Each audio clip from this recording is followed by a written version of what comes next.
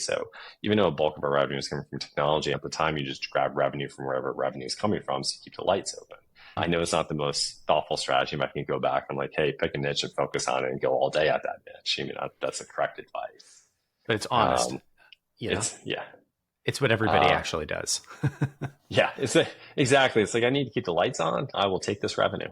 And that's really what we were doing for quite some time. I used to think it was impressive. We got one lead a week, maybe 3 to 4 leads a month. Heck yeah, we're doing awesome right now. And it was a lot of just reaching out, referrals. It was a lot of, I did some cold calling. I did my own email marketing. It was the same stuff we were teaching clients how to do, we were doing ourselves. But what ended up happening as we started getting these clients, agency clients, different types of clients, we started to realize like what work we really like doing and what work we're really good at. And it was really the technology side of things. And so fast forwarding 2019, 2020, now we're getting involved in Salesforce. We also became Monday.com's first partner in North America, which you guys have all probably heard of. Yeah. And I have a separate company that we spun out of the OBO group called Orange Dot. That's a completely company that does everything on its own at this point.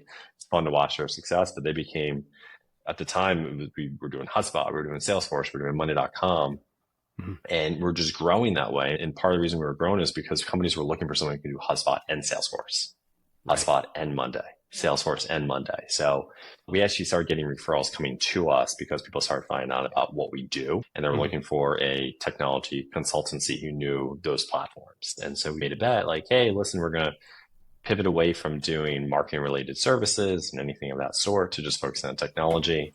And then the other big revelation was about 2019, 2020, HubSpot rolled out their Sales Hub product. At least it had been around, but was going in a bigger scale. And they were looking for partners who could essentially set it up.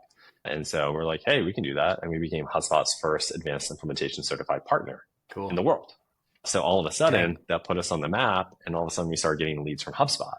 And HubSpot was bringing us in to migrate people from Salesforce to HubSpot, to integrate HubSpot with Salesforce, integrate HubSpot with Monday.